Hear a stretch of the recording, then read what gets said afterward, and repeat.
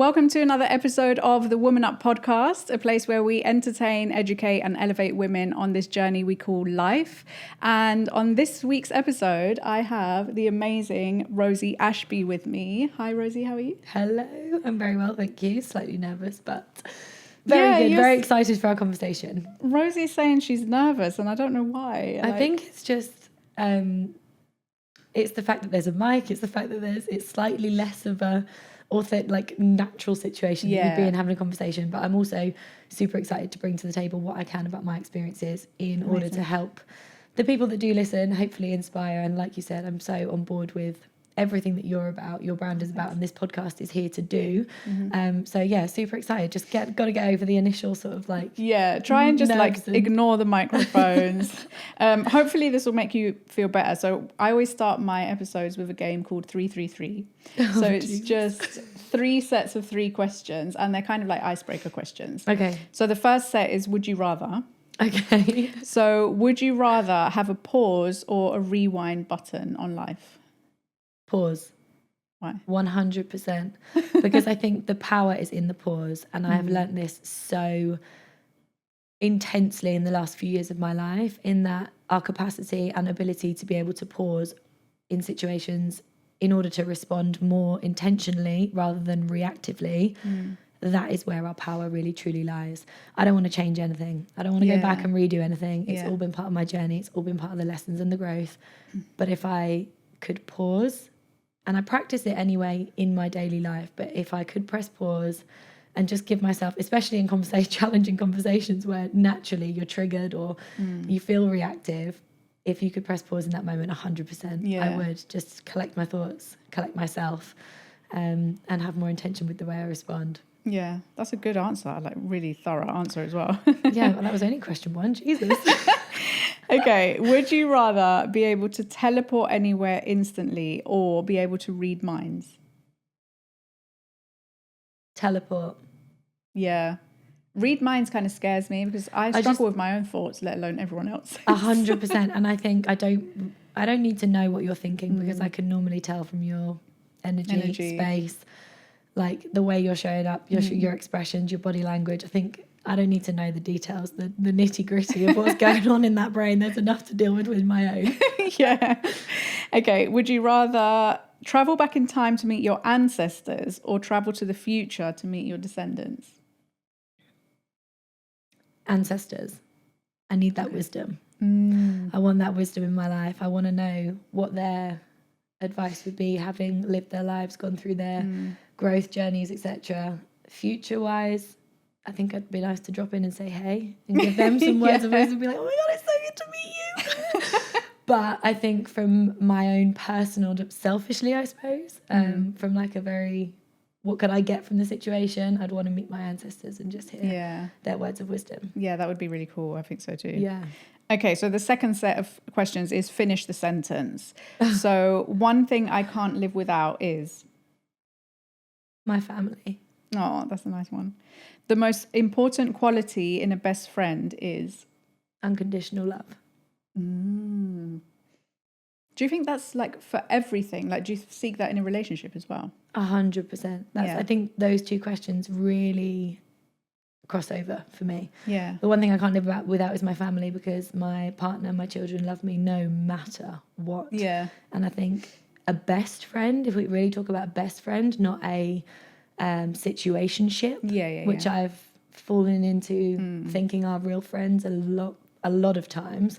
When you think about a real best friend, the people that carry through your whole life, that are there for everything no matter what, with no intention for themselves in that situation. They're there to love you with they don't want anything back from you. They don't want you to be a certain person. They don't need you to be a certain way in order to love you. They love you no matter what. I think unconditional love in every relationship in your life is super important. Yeah. That was deep too. We're going in. These are just the icebreakers. These are just the icebreakers. Oh, crap. Okay, the most surprising thing I've learned about myself is? I'm more capable than I know. Yeah, I'm the same. I thought you were going to say something like that as well. Okay, the last set is random questions. So what is the most ridiculous thing you believed as a child? Do you know what? I actually don't think anything we believe as children is ridiculous. I think the magic just goes as we grow. And it's actually your capacity to believe still in the magic as an adult that makes it not ridiculous. Yeah. I still want to believe Father Christmas is real. Oh my God, I me still too. like going on fairy walks in the forest. Like, don't take that magic away from me, because it's not ridiculous. It's just, it's almost more beautiful and more magical if you can still believe in that stuff or find the magic in that stuff as you age. Yeah, that's a tough one. I love that answer though, because like one of the things that I used to think as a child is that if you put sunglasses on, you become invisible. Oh, I did used to think, to be fair, I did. And maybe this has translated slightly into my adult life. I did used to think that if someone couldn't see me, if I couldn't see someone, they couldn't see me. So very similar to what you're saying. So there's actually a video of me when I was a baby trying to hide from my parents. And I literally just put my head in a puddle because I just thought if I can't see them, they can't see me. But that, to be fair, early on in like my self-development journey, my awareness journey around myself, I used to run away from a lot. Like I'd slam doors and walk out, or I'd want to move country, or I'd want to change jobs. Like I think that's probably translated in like my need to run away from difficult things or from conversations I don't want to face or people I don't want to see.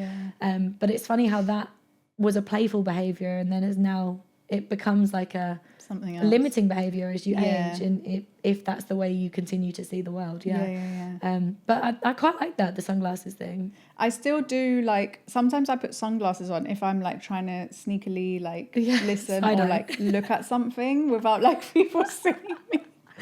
The other thing is as well, I genuinely, so funny, I used to think Matilda's abilities were obviously real, and my dad humoured me when I was younger, and I would literally we'd play this game in the car where I would be like looking at the audio in the car, like the CD player. It was a CD player at the time. We'd put a tape in into the car, and he'd see me doing this and he'd turn it up on the steering. This was like when steering wheel bands were really new. So so I thought I had magical like Matilda powers when I was younger, and then I stopped believing in that as I became aware and knew it was a fictional character that's not real. But now as an adult, becoming self-aware and believing in energetics and vibrational energy, you realize there is actually some truth in that. It's just maybe not like putting lizards down teachers' clothes and things like that. Okay, what are three things you can't live without? So you already said one was family. Oh, this is a hard one. 3 things I can't live without.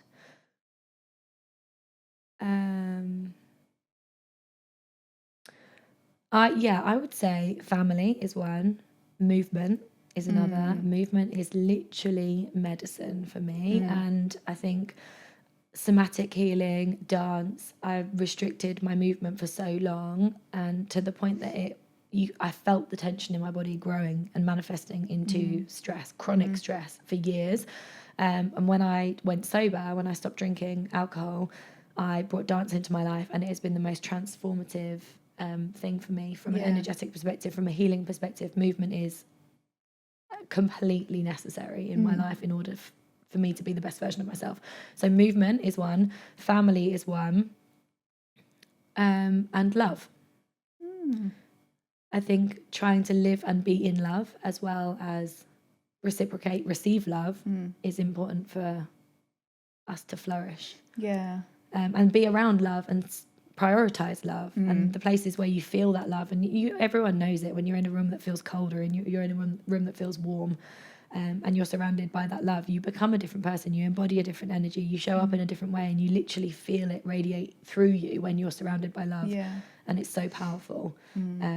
So yeah, those 3 things. I don't really care for materialistic stuff that much, to be honest. I used to a lot, but that came with the external validation that I was constantly seeking, and those sort of things. But I don't really, as long as you live in love, I think that's the most important thing ever, always.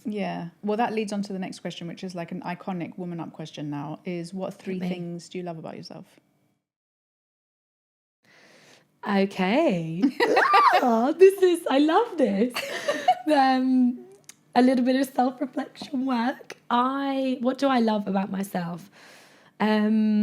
it's been a blessing and a curse over the years, but I absolutely love my ability to see the potential and light in everyone. Like I really do see the light in everyone, even if you are currently in pain, currently projecting your pain or whatever, even if someone has been, I've had a difficult situation with someone, or someone has projected their bad experiences onto me, or whatever it is, you're always going to trigger someone. But understanding and being able to see the potential and love behind and light in someone behind that, I think is a real strength of mine. Something else I love about myself is I'm incredibly playful. Like I have a very, very playful, joyful nature, and I'm naturally quite a positive person, which I think is good. I think that does come with its, again, challenges in that, because I like that I have the ability to feel joy and happiness and playfulness at a peak. I also have the ability to feel the depth of the darkness. So the polarity of those emotions can sometimes conflict each other. But I wouldn't be without the fact that I can be playful and silly, and I embody that energy with my children, and it's amazing.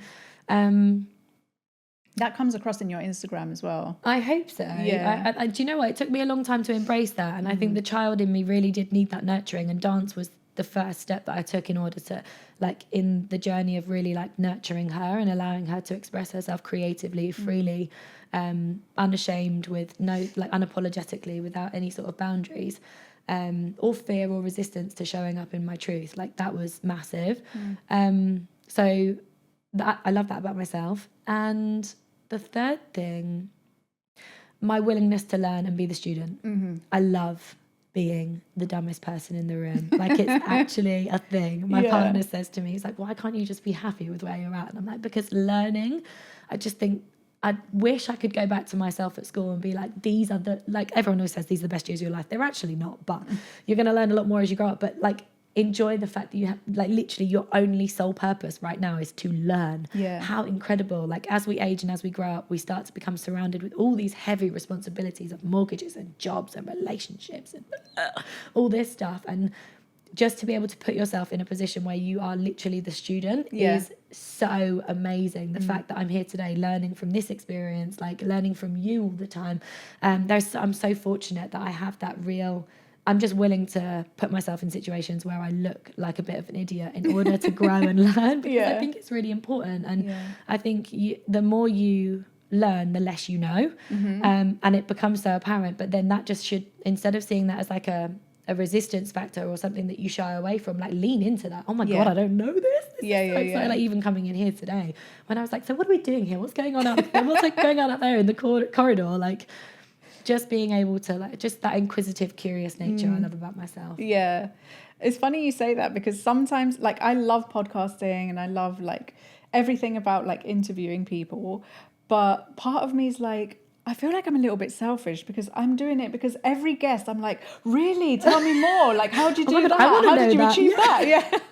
I literally, we came in today and I was like, so how are you doing this? How have you set this up? Obviously, we've spoken about the fact that I want to start a podcast, and, like, that's why I'm intentionally putting myself into these spaces. Like this, like we said at the start, I'm nervous. This is new. This is a new space. And, like, putting yourself into spaces that are uncomfortable, that aren't familiar, naturally your mind is like, this isn't safe. We need to run. We need to get away from here. Your nervous system is dysregulated. It doesn't feel comfortable. It doesn't feel natural. When really, instead of, like, running away from that, if we lean into it and actually we're like, let's just allow myself to regulate here and become my new normal, then I can go again. And that's where I think a lot of people, particularly my partner, he's like, and he won't even mind me saying this if he listens to this, I'm so sorry, I love you. He's literally like my steady Eddie. I always say he's literally like my grounding. He's so consistent, so secure, so stable. So he loves, like, familiarity, and he loves routine and structure. Like, that is his game. I'm a lot more chaotic and free, and, like, I love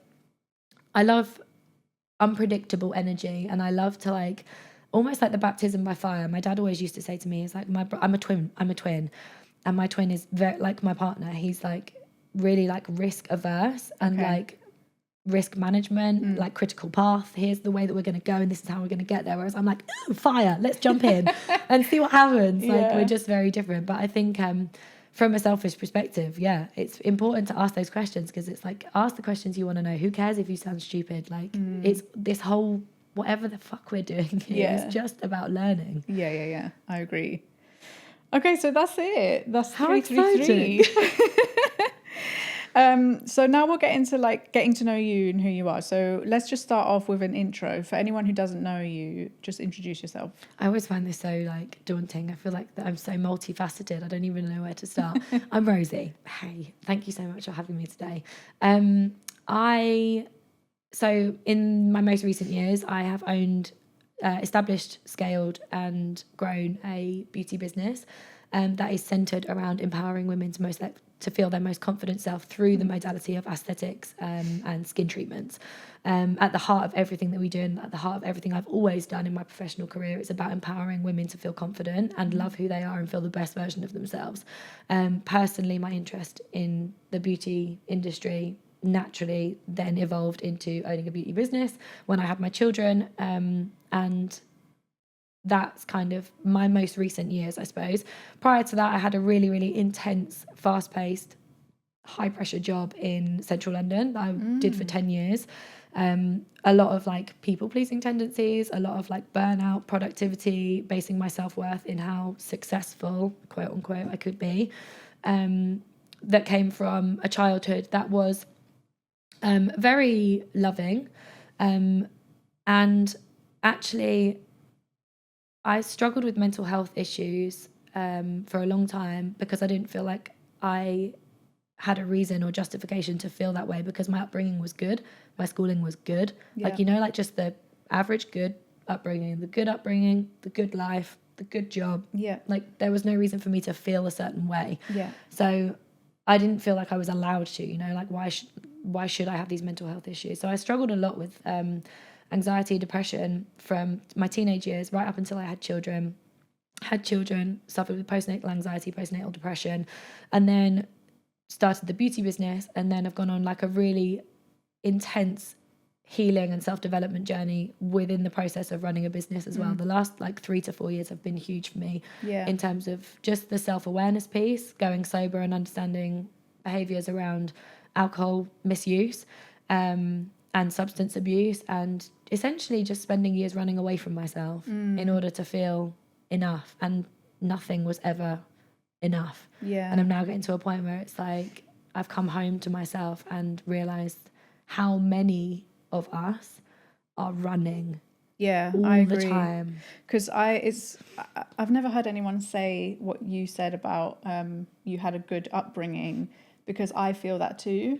A lot of the stuff, like a lot of the insecurities I've had as well, come from the fact that I've never really had to like struggle. Like, I mean, even just the word, I don't really like that word, but you know, my parents were working when I was growing up. Like, I had a good background. I went to school. I went to university. Like, I've never had like a really difficult upbringing. Something that Gabor Mate says about, and he's incredible in terms of, I've had an ADHD diagnosis as well, and he specializes in ADHD in children and how it's formed and that sort of thing. He talks about like big traumas and little traumas. Couldn't get my words out there. Big traumas and little traumas, and the difference in the two, and how neither of them are cause more disruption in your nervous system than the other. Like the compound effect of lots of little traumas. Like my parents argued a lot. We had a lot of financial struggles when I was growing up, which led me to then be fiercely, to my detriment, independent and feel like I couldn't trust anyone for my financial security. And that then manifested into my partner feeling emasculated because I wasn't allowing him to take on that masculine role in our relationship. And it's funny how like it's only when you become more aware of like all the little traumas that actually you think, hang on a minute, no, maybe I didn't have those big traumas that were the grief, and you do go through grief though, it's just not the grief that is the big trauma, you know. And actually like not allowing yourself to lean into the fact that you do have the compound effect of all these little traumas have led to the way that you feel, and you're allowed to feel that way. Like it doesn't, just because someone else has had a bigger trauma than you doesn't mean that they're allowed to feel worse than you, or that you're not allowed to feel a certain way. And I think it's just really leaning into just the acceptance of however you're feeling is okay, and allowing that to be, rather than trying to run it or resolve it or cure it or heal it or hide from it, in whatever way you do, whether that's productivity, alcohol, substance misuse. Like I was addicted to work. I went from being addicted to work to addicted to substance. And like it was constantly just running from myself in order. I'm just trying to suppress and dilute whatever it was I was feeling with an addictive behavior. Yeah. And we're addicted to productivity. Yeah. In this life, the way things are now in this world, we're addicted to productivity because we position so much of our worth on how much we can deliver in a short space of time. And don't give ourselves the credit or think there's any value in being like, we don't see sitting with ourselves meditating as productive because it's not what we're told is productive. Yeah. But we need to change our mindset on that.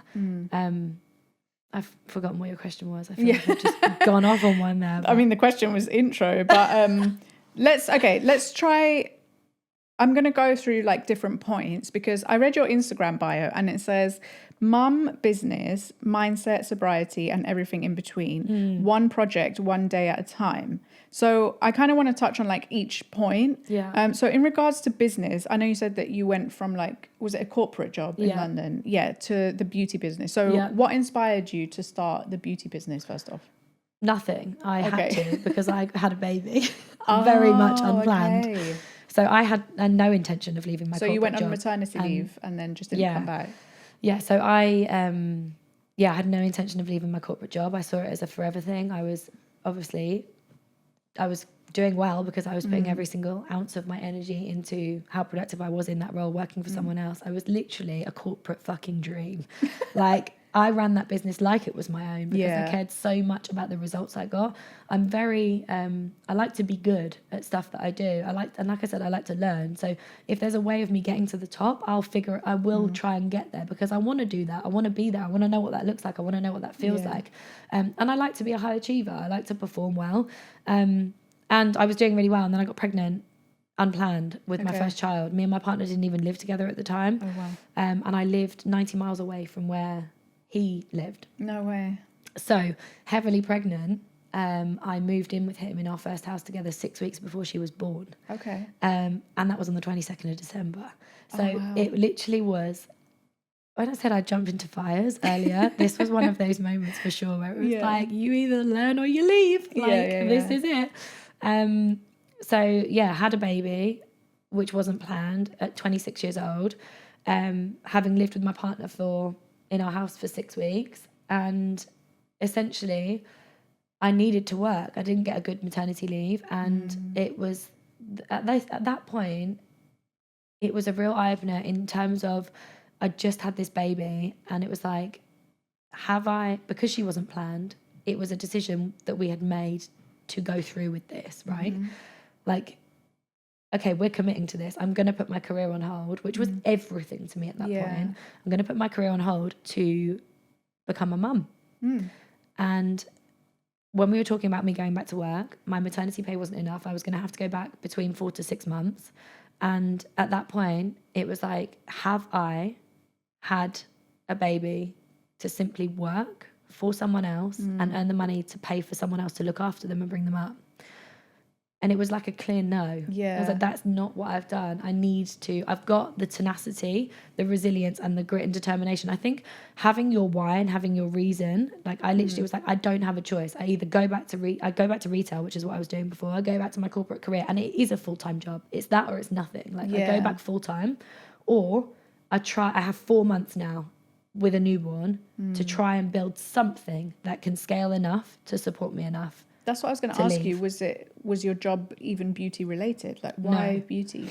I don't really know. I just got my lash. I used to get my lashes done. Did you have any like qualifications or anything? No. You just did it like after you had your baby, you just started learning about that? Yeah, genuinely. Oh when God, I was like amazing. 36 weeks pregnant, I went on a lash course with the view that, okay, I'm going to have this baby. I'm going to start doing friends and family when she's like newborn. Okay. Just to like build up my experience, see if this actually has the capacity to go anywhere. And at that point, everyone will doubt you. Yeah, everyone will say, everyone said to me, my parent, like everyone, you've got a newborn baby, you're moving to a new area where you don't know anyone, and you're starting in a brand new industry where you know nothing. Don't you just think it's better to go back to what you know? No. Why would I not try? Yeah. Why, like, I can always go, like, there'll be shops. You can go back There's anyway. Always, exactly. There's always going to be shops. So it wasn't necessarily a conscious decision to actually go into beauty. I've always been really interested in like makeup, aesthetics, the beauty industry. I've always been a client. Yeah. So from that perspective, I had an interest, and I've had bad experiences and I've had good experiences. And I think when I worked in retail, my viewpoint with retail is that the perception around retail, unfortunately, is generally really negative. People tend to think, oh, you work in a shop. I'm like, your job and what you do for a living and how you impact people and the audiences you come into contact with and the empowerment that you can create in the space that you work or that you exist in is down to your own perception of what you're doing. Yeah, okay, on one hand, I worked in a shop. On the other hand, I had the power to make or break someone's day every day. Yeah. Every single time I had contact with someone in that shop, I could either make them feel $1 million and make their day and make them feel amazing, or I could give really shitty, and we've all been there, where we've had really shitty customer service. And it ruins your day.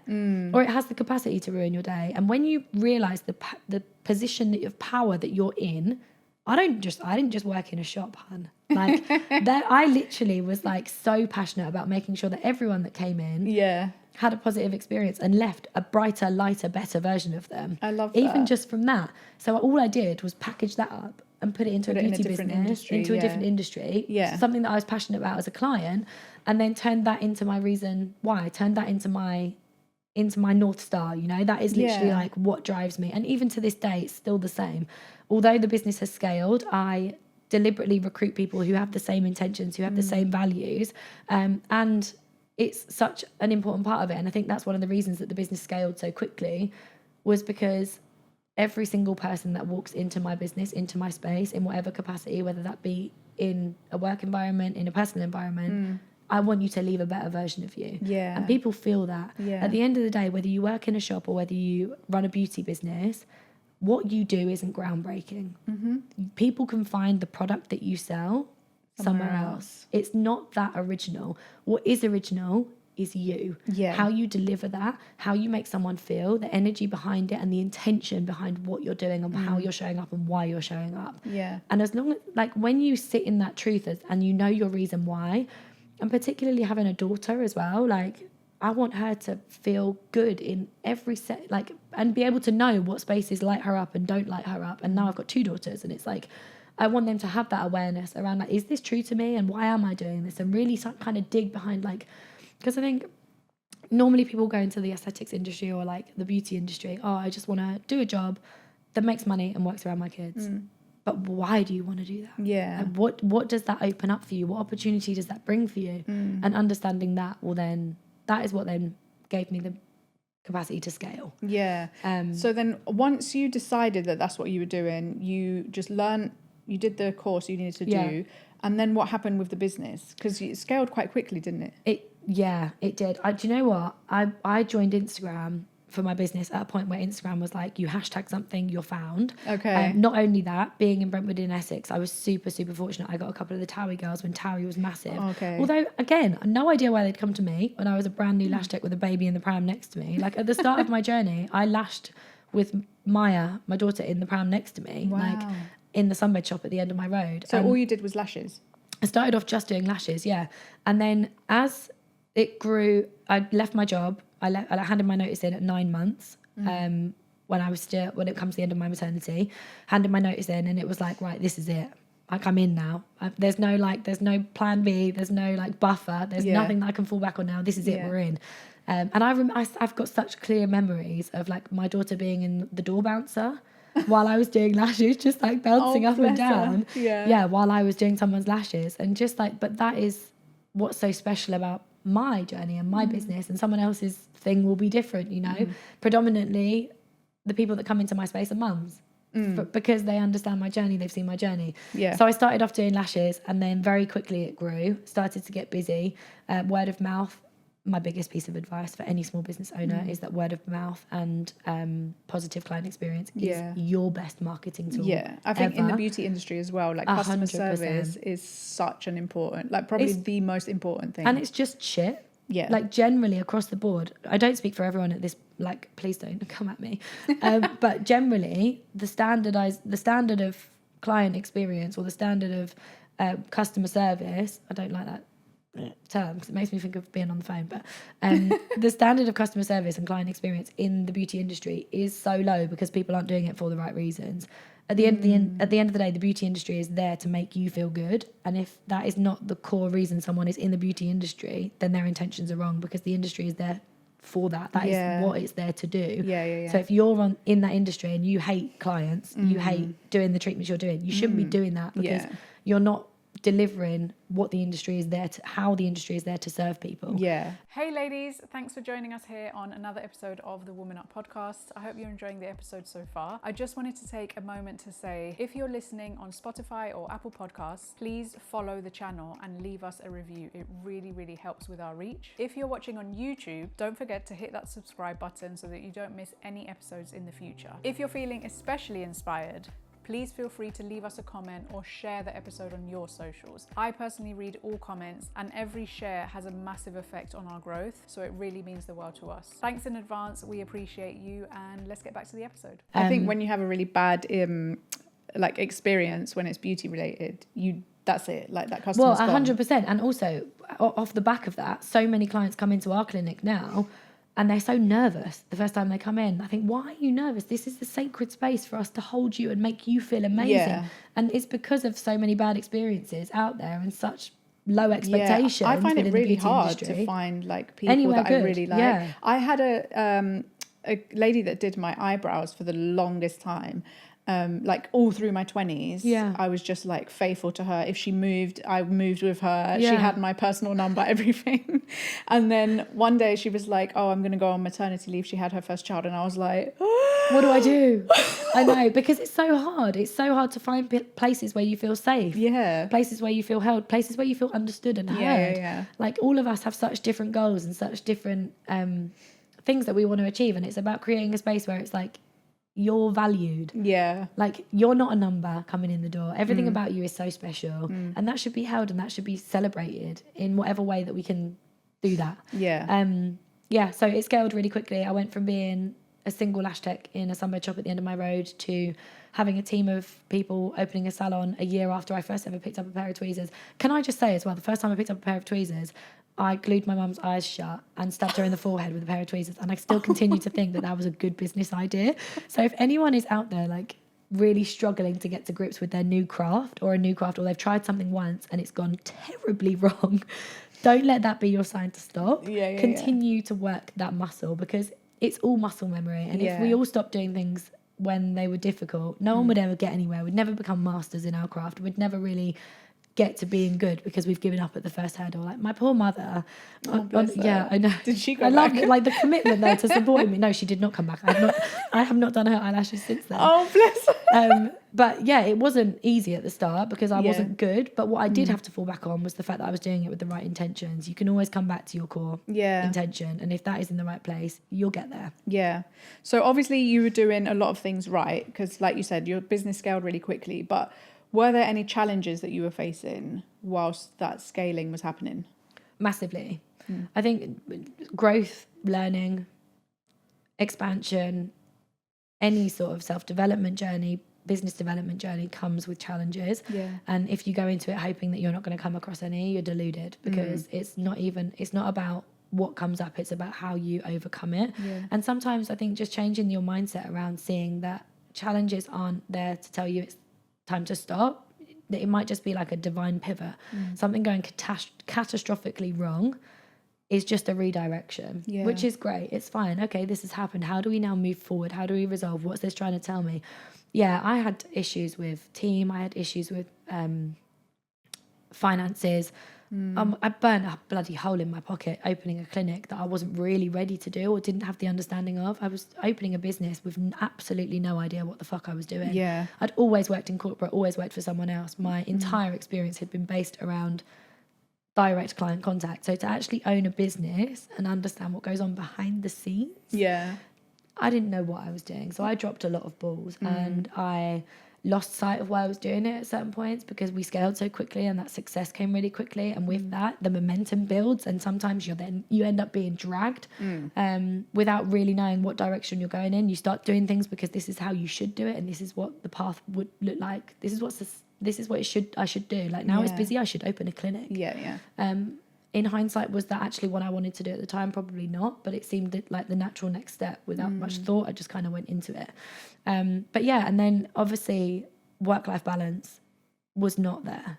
At the start of the journey. Like, I remember I remember when I was about 8 months in, and I was talking to my partner about opening the clinic and having a salon and building a team, and I was trying to recruit whilst also scale the amount of clients that I had coming into the business, as well as look after the people that were there, as well as show up on social media, as well as try and grow my following. And I had a new baby, and I forgot that. Like, oh, it's going to make me emotional. Yeah, bless you. I really forgot that my priority at that point was to be a mum. And it took me too long to realise that. And I sacrificed a lot of time with her, a lot of time with my partner, putting energy into something that would have inevitably evolved anyway, because I was chasing it. And that was a really tough lesson. Yeah. A really hard lesson, because I was burnt out. My relationship was in the gutter. I was on my phone until I'd come home from work. My partner was so supportive. Like, he would come home from work and take over, and I'd go to work and then come home at like 11, I'd lash until 11 o'clock at night. Come home, I'd be on my phone until 1 a.m, which was when the first night feed was. Do the night feed, and then she'd be up again at like 4 or 5 o'clock. Wow. And there was just absolutely no reprieve with it whatsoever. So giving myself the grace to do both well just wasn't there. Like, I didn't give my role as, like, I intentionally had a kid to then essentially become a slave to my own business rather than someone else's. And that was a tough lesson. Yeah. Really tough lesson. You've achieved that work-life balance now, right? You've got a team supporting you and everything else. Yeah, I think it took a while for me to, like, even now, it makes me emotional, because I don't think I really realised how much I was losing in the moment until it's now gone. Like, not being able to manage my time effectively, not carving out specific time to be a mum. Even when I was a mum, I was still switched on with my business. I was constantly thinking about business. I was trying to, like, distract her with the television or the iPad so that I could answer messages on Instagram, and just I wasn't being intentional. And as much as, like, intention comes into such a big part, it's such a big part of me and who I am in my life, I really lost that and put every single piece of my value into work. And it's important. I think I'm an ambitious person. I've got a lot of goals. There's things I want to achieve. I want to have impact on a bigger scale, and be able to do these things, but not to the detriment of I've decided to have children, and scaling was hard, because then it came with letting go of responsibility, like letting go of holding all the reins, and being able to trust people when it's something that you have nurtured, and you hold on to it so tight, like you hold the reins so tight, it's like a white knuckle ride. You can't bear to let go of anything. But then that essentially breaks down trust in your team as well, because your team don't feel like you trust, that you're essentially saying you don't trust them. Trust us to run the show. So that then came with its negative impacts as well. And it's been really tough. There's been a lot of challenges along the way, but it's about how you overcome them. It's about how you navigate through them, and it's being aware so that you don't repeat the cycle, because you'll continue to repeat. Like, we all know, cycles, behaviors will repeat until you learn the lesson. Sometimes it can be like, what's the lesson? Just tell me what the lesson is. It's about figuring it out. Okay, so what about the sobriety keyword that you've got in there? Like, what does that mean to you, and why is that important? Sobriety, the best way of describing it, I suppose, is sobriety has been like putting on a pair of 4D glasses. Like, everything has become, there is no part of my life, absolutely, categorically no part of my life that has not got better with going sober. I was diagnosed with ADHD in my early 30s, like literally when I turned 30 that year. I was diagnosed with ADHD. Really, really helped me to understand a lot of my behaviours in terms of obsessive like hyper focus, hence the work, the burnout, the productivity stuff. The fact that I am so multi-dimensional, multifaceted, there's so many things I want to do, like my brain, it feels like there's 20 tabs open all the time. And with neuro, I didn't know this until I've always had like a challenging relationship with alcohol. I've always used it as a way of letting go, feeling more confident, having no inhibitions. It's always been like, it was always that catalyst to a good time. And to actually just feeling free from the shackles of my own self-hatred, which is what I'm now aware of, like the self-loathing around my behaviours, and why does I say that? You sound so stupid. Like all this kind of stuff. Whereas when I drank, I didn't have that. There was no like nasty Nelly on my shoulder being like, you sound stupid. Yeah. You're an idiot. No one's going to like you. Like all this horrible self-talk. And the alcohol was like, get off my shoulder. You're not welcome here. And then I felt great. But it's becoming aware with sobriety. It got to a point where I was drinking too much. I would never say that I was like a stereotypical addict. And I think this is why I didn't think I had a problem for so long, was because I've always thought of alcoholics or addicts as people who wake up and have a drink in the morning, who are homeless, who don't have their life together, who are falling apart, and like the extreme. You really see like the extremity as the only way of having a problem. And I think there are so many people out there leaning into alcohol as a savior, and it is not. Like, it doesn't save you, it makes everything worse. And it started to get worse from lockdown. It was so much more available, so much more accessible. So I started drinking a lot. I'd do like a weekly wine shop where I'd buy 10 bottles of wine for a week. And I'd get through them, honey. Like, I was getting through them, and I wasn't drinking for breakfast, but every single 5 o'clock every night, it was like, couldn't wait to get the kids in bed. Again, I've become a mum, but I can't wait to not spend time with them. Couldn't wait to get the kids in bed so I could sit down and have a wine, and then I'd really switch off and enjoy myself. It was almost like the alcohol was the only time I would allow myself to enjoy myself. And outside of that, it was just waiting until 5 o'clock, or let's have a glass of wine at lunch, or when's the next brunch, you know? Like, it was constantly, everything that I was doing that was fun was centered around alcohol. Fast forward like a couple of years, panic attacks started to kick in, like severe anxiety started to kick in. And then it got worse and worse. And like, it got to a point where I wasn't even really enjoying the drinking anymore. I was just doing it because it was habitual, and it was something that was soothing the pain and masking the pain and allowing me to not face up to my problems, or the things that I needed, the shadows within myself that I really needed to face. And I was in a really bad car accident in October 2022.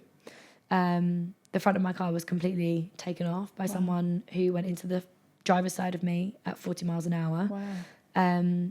And it was harrowing, a really harrowing experience. Very fortunately for me, I was the only person in the car. I just dropped my kids off. But I was rushing to work. I was in this like frantic chaos mode. I was on the phone to my manager at the time, and I remember it so clearly, the impact of that car, and just everything was slow motion. And I got out of the car and I just screamed, I can't do this anymore. Like, it was the point where everything had to change. But how were you following the accident in terms of injuries? I was really, really lucky. They basically said if it had been a meter further into my side, my legs would have gone. Oh my God. So I was really fortunate in that I didn't get too bad. I had whiplash, had burns, and bruises and cuts and stuff, but I was very fortunate to walk away from that.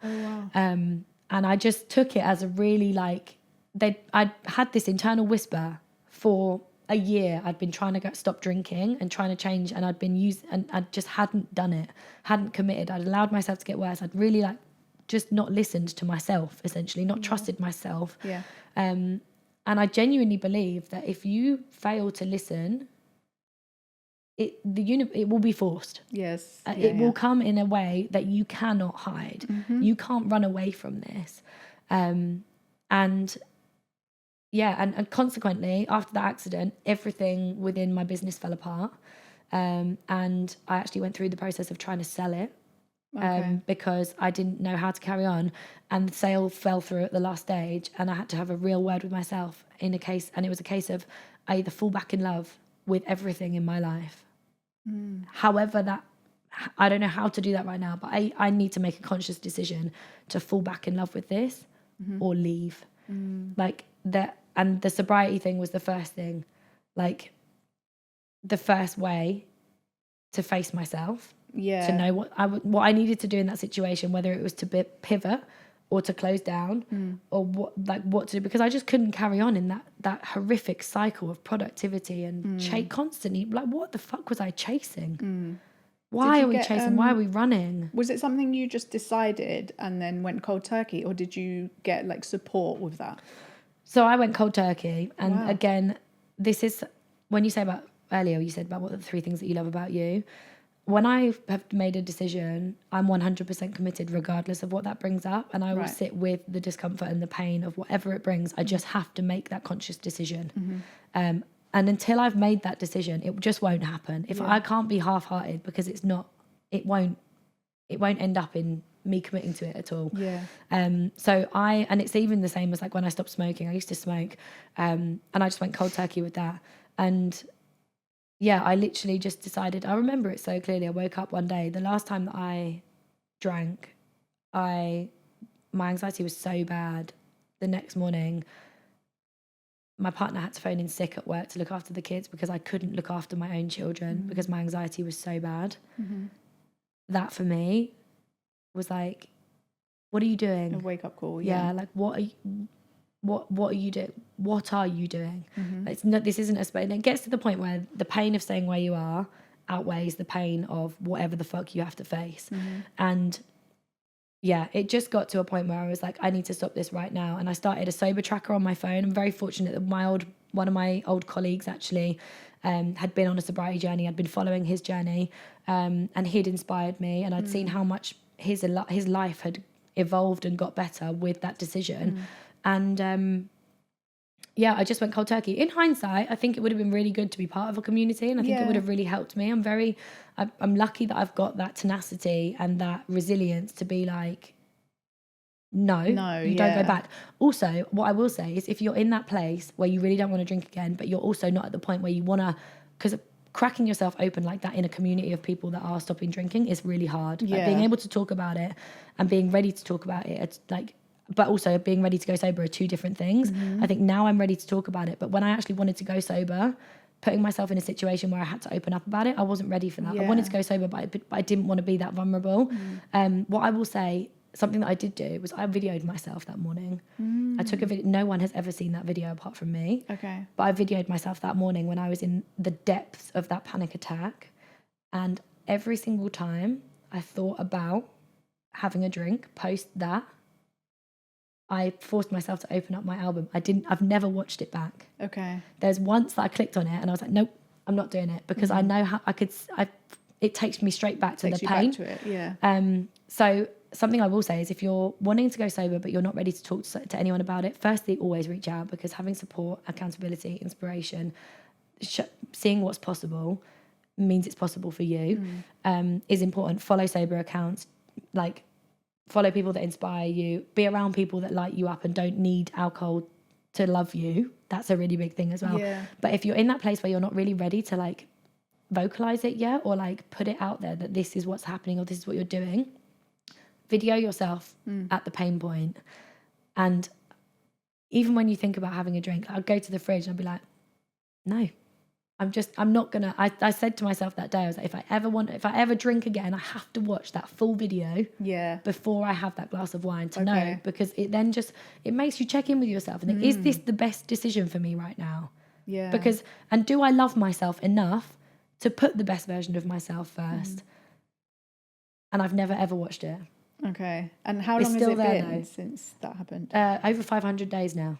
Oh wow. Yeah. Amazing. So about a year and a half. Now. Yeah. And like it was really hard. Everything, like the first of everything, is really challenging. You lose friends, you lose people that are situationships, like I touched on earlier, and people that are friends with you because of behaviours and that sort of thing.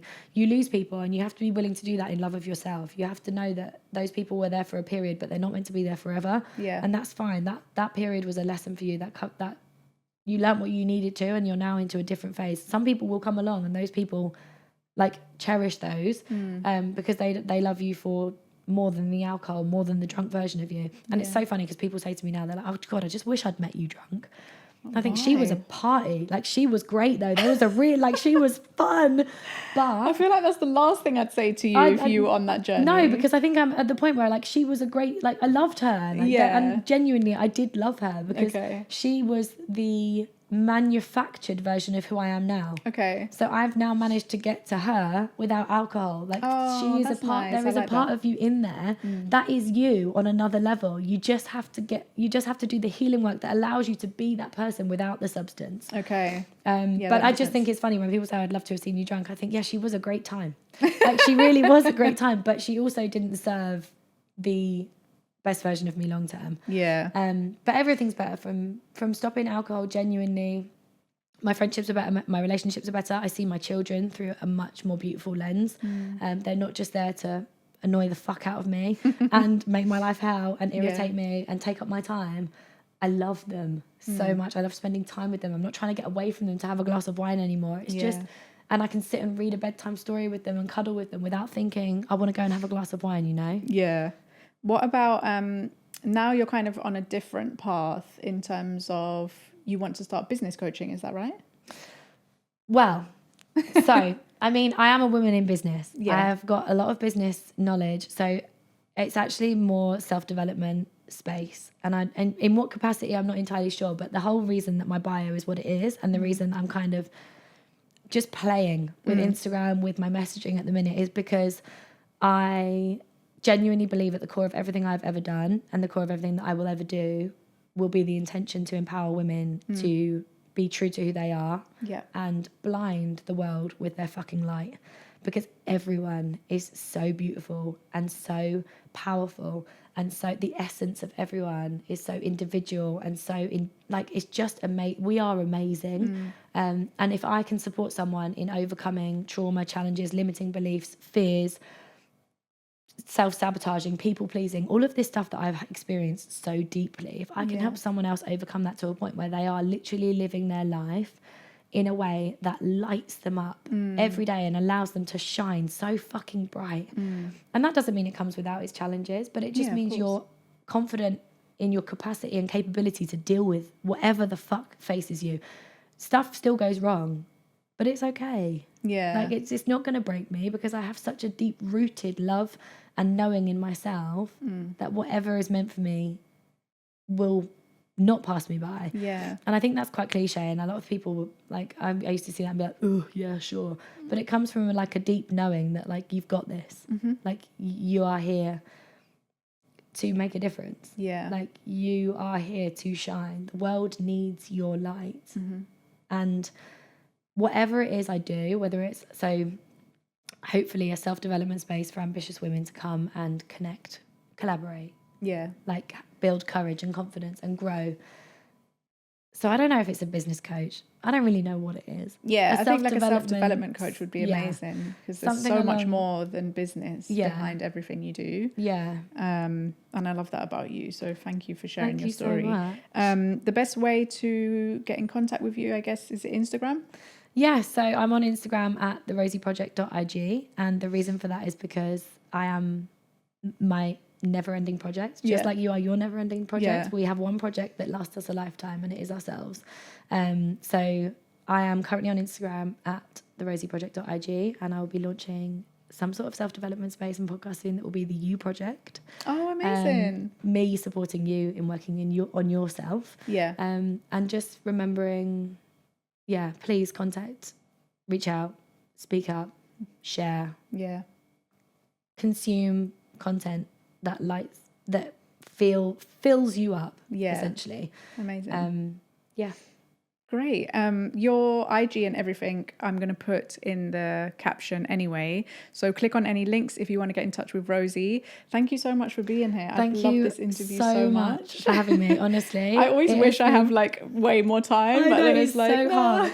Honestly, it's been an absolute pleasure. Thank you so much for just taking the time to listen to my story, and yeah, it's been amazing. Thanks for sharing. And guys, don't forget, please like, comment, subscribe, share. We really need to get the podcast out there. So do all the things, and we really appreciate you. And I will see you next week. Bye. Okay, so that's it for this week's episode of the Woman Up podcast. All the links and resources we mentioned in the episode will be in the description, no matter where you're listening or watching from. If you're listening or watching this on a podcast platform such as Apple Podcasts or Spotify, please leave us a review and follow the channel. You have no idea how much this helps to push out the podcast to a wider audience. If you're watching on YouTube, please hit that subscribe button for the same reason, and feel free to leave a comment, ask a question, or make suggestions. It really means the world to us, and I look forward to seeing you again next week.